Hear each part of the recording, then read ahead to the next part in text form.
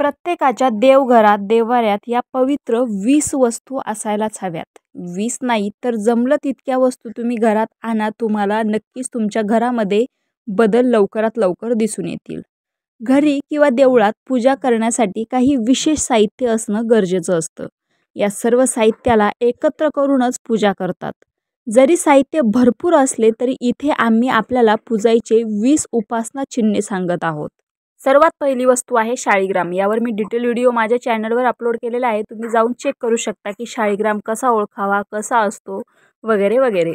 विष्णूंची एका प्रकारची मूर्ती जी बहुतेकदा दगडाच्या गोळ्या किंवा गोट्याच्या स्वरूपात असतात. बऱ्यापैकी लोकांच्या घरामध्ये देवघरात असेलच असा बारीक अंडाकृती काळ्या रंगाचा दगड असतो, म्हणजे थोडक्यात शाळीग्राम म्हणतात त्याला. त्यावर चक्राचे मंडळाचे चित्रे असते, म्हणजे त्यामध्ये बरेच प्रकार आहेत. ज्या दगडावर हे चिन्ह नसतं ते पूजनासाठी योग्य मानले जात नाही. हे सर्व प्रकारच्या मूर्तीपेक्षा अधिक प्रभावी आहे आणि फक्त ह्याच मूर्तीच्या पूजेचा नियम आहे. 2. शिवलिंग. शंकराची एक प्रकारची मूर्ती जी वर्तुळाकार जानवं घातलेली असते याला शिवलिंग म्हणतात. आता काही ठिकाणी बोलतात की शिवलिंग घरात ठेवणं चुकीचं असतं, काही जण बोलतात की ते घराबाहेर ठेवावं वगैरे वगैरे. या सर्व गोष्टी तुम्ही जवळच्या एखाद्या ब्राह्मणाला विचारून करू शकता, परंतु ह्यामध्ये व्हिडिओमध्ये डिटेल मी तुम्हाला माहिती सांगितलेली आहे. म्हणजेच शिवाचा प्रकाश ही सर्व मूर्तीपेक्षा अधिक प्रभावी असून हीच पूजेसाठी योग्य मानली गेली आहे. शाळीग्राम आणि शिवलिंग घरात असल्याने घराची ऊर्जा संतुलित राहते आणि सर्व प्रकाराने शुभ असतं. परंतु त्याचे काही नियम आहेत, ते पाळता आले तर ह्या वस्तू घरात ठेवा, नाहीतर ठेवू नका. तिसरी वस्तू पंचामृत. पंचामृत म्हणजे 5 प्रकारचं अमृत. ते कसं बनवावं यावर पण मी एक शॉर्ट व्हिडिओ अपलोड केलेला आहे. तुम्ही माझ्या चॅनलला नक्की सबस्क्राईब करा, कारण माझ्या ह्या चॅनलवर असे धार्मिक, वारकरी, सांप्रदायिक रिलेटेड व्हिडिओज येत असतात. दूध, दही, मध, तूप आणि शुद्ध पाण्याच्या ह्या मिश्रणाला पंचामृत म्हणतात. काही विद्वान दूध, दही, मध, तूप आणि उसाच्या रसापासून बनवलेल्या मिश्रणाला पंचामृत म्हणतात. तर काही जण दूध, दही, तूप, साखर, मध ह्यापासून पंचामृत बनवतात. मधुरपरकामध्ये तूप नसतं. ह्या संमिश्रणात रोगप्रतिबंधक गुणधर्म असतात, हे पुष्टीकारक आहे. चंदन म्हणजेच अष्टगंध. चंदन शांतते आणि शीतलतेचे प्रतीक आहे. एका चंदनाची खोड आणि सहाण पूजेच्या ठिकाणी असावं. चंदनाच्या सुवासाने मनातील नकारात्मक विचार नाहीसे होतात. चंदनाला शाळीग्राम किंवा शिवलिंगावर लावतात. कपाळी गंध लावल्याने मेंदू शांत राहतं. 6. अक्षता. जास्त श्रमातून मिळालेल्या समृद्धीचे प्रतीक असतात. तांदूळ म्हणजेच अक्षता. अक्षता अर्पण करण्याच्या मागील अर्थ असा आहे की आपल्या वैभवाचे उपयोग स्वतःसाठी नव्हे तर मानवाची सेवा करण्यासाठी करावं. 7. फुले. देव किंवा देवीच्या चरणी फुलं नेहमी अर्पण करावेत. हे सौंदर्य बहरविण्यासाठी असतं. याचा अर्थ असा असतो की आपण घरातून आणि बाहेरून सुंदर बनावं. 8. नैवेद्य. नैवेद्यात गोडवा असतो. आपल्या जीवनात देखील गोडवा असणं महत्त्वाचं आहे. देवी आणि देवांना नैवेद्य दिल्याने आपल्या जीवनात गोडवा, सरळता आणि सौम्यता बनून राहील. फळ, मिठाई, मावा आणि पंचमृतासह नैवेद्य दाखवतात. मुळात घरात कोणतंही शुभ कार्य असेल तेव्हा नियमाने आपण देवांना नैवेद्य दाखवला पाहिजे. आपल्या कार्यात कुठे आपल्याला जर यश मिळालं असेल तर सर्वात पहिलं जे आपण मिठाई आणलेली असेल किंवा पैसा असेल तो पहिला देवापुढे ठेवावा, मग आपण स्वतःने ग्रहण करावा, आपण त्याचा वापर करावा.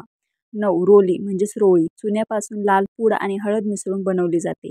याला कुंकुम देखील म्हणतात. हे दररोज लावत नाहीत.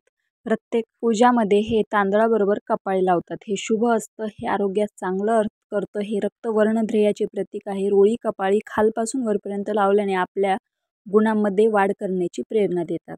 10वी वस्तू धूप. धूप सुवासाला वाढवते. सुवास आपल्या मन आणि मेंदूत सकारात्मक भाव आणि विचारांना निर्मित करतं. यामुळे आपल्या मन आणि घराचे वातावरण शुद्ध आणि सुवासिक बनतं. सुवासाचे जीवनात खूप महत्त्व असतं. धूप म्हणजे उदबत्ती नाही. घरात उदबत्तीच्या ऐवजी धूप जाळावं. धूप जाळण्यासाठी एक विशिष्ट पात्र येतं. 11. दिवा. पारंपरिक दिवा मातीचा असतो. यामध्ये 5 तत्व असतात: माती, आकाश, पाणी, अग्नी आणि हवा. असे म्हणतात की या 5 घटकांपासूनच विश्व बनलं आहे. म्हणूनच प्रत्येक हिंदू विधीमध्ये या पंचतत्व असणं अनिवार्य आहे. 12. गरुड घंटाळी. ज्या ठिकाणी घंटाळ्याची आवाज नेहमीच येते त्या ठिकाणी वातावरण नेहमी शुद्ध आणि पावित्र्य राहतं. यामुळे नकारात्मक शक्ती दूर होते. नकारात्मक शक्ती दूर झाल्यामुळे भरभराट होते. गरुड घंटी पूजेच्या स्थळी नेहमी ठेवावी.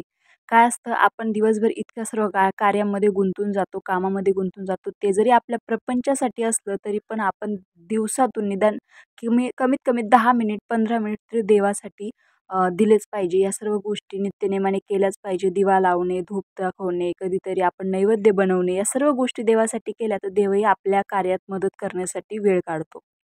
13. शंख. ज्या घरामध्ये शंख ठेवतात तेथे लक्ष्मी नांदते. शंख हे सूर्य आणि चंद्रदेवासम आहे.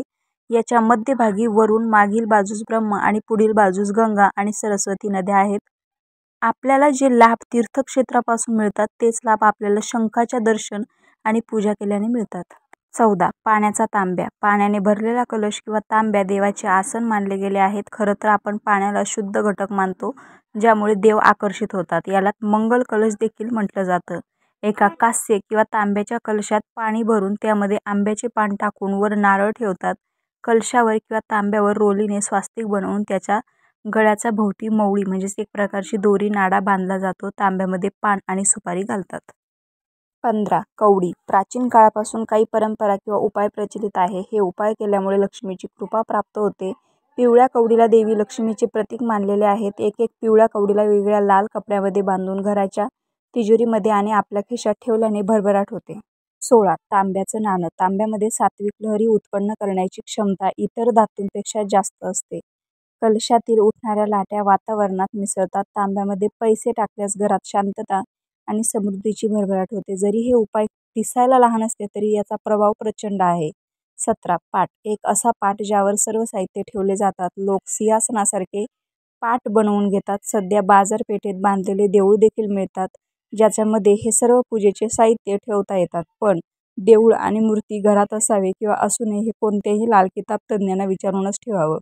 पाटावर पांढरा, पिवळा किंवा लाल कापड अंथरूनच हे सर्व साहित्य ठेवतात. 18. दुर्गेची मूर्ती. देवी दुर्गेची सोन्याची, तांब्याची किंवा चांदीची मूर्ती ठेवा. काहींच्या घरामध्ये अन्नपूर्णेची असते, ती पण खूप चांगली आहे. हे मिळत नसल्यास मातीची मूर्ती आवर्जून ठेवावी, पण मूर्तीचा आकार जास्त मोठा नसावा. नवरात्रीमध्ये दुर्गेची पूजा करतात, त्यामुळे देवी आईची मूर्ती घरात असावी. 19. गंगेचं पाणी. तांब्याच्या एका फार लहान तांब्यामध्ये गंगेचं पाणी भरून ठेवावं. कित्येकदा आपल्याला या गंगेच्या पाण्याची गरज पडते. गंगेच्या पाण्याचा तांब्या देखील पाण्याच्या तांब्यासारखं ठेवावा. 20. इतर साहित्य. हळकुंड, जानवं, बाळकृष्ण, गणेशाची लहान पितळाची मूर्ती, कापूर, अत्तराची बाटली, चांदीचं नाणं, नाडी, दोरी, लच्छा, मध, वेलची, लहान लवंग, धने, दुर्वा, रुद्राक्ष आणि स्फटिकाची माळ आणि पूजेचं साहित्य. रामकृष्ण हरी.